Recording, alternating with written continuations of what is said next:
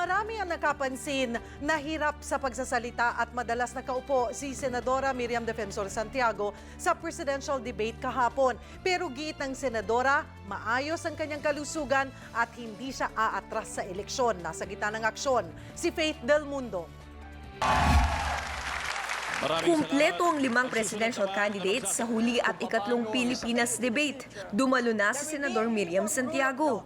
Matapos lumiba noong huling debate sa Cebu dahil sa pagsailalim sa clinical trial para sa sakit na cancer. Pero kapansin-pansin na makailang ulit siyang napahinto sa pagsasalita. Will you repeat the question, please? Madalas din siyang nakaupo.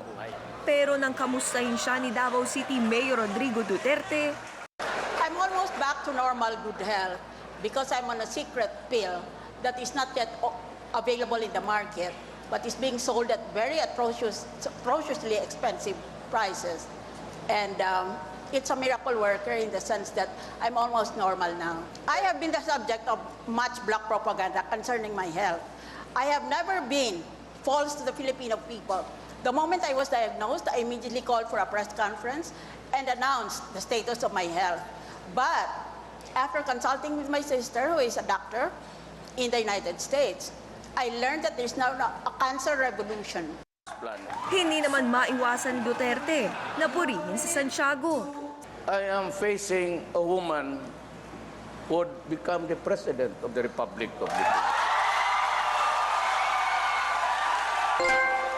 It is even an insult to the intellect of everybody to be asking a learned and experienced human being. I can pray. Pero sa huli, palaban ang naging mensahe ng senadora. Ngayon, gusto niyo akong mag-urong?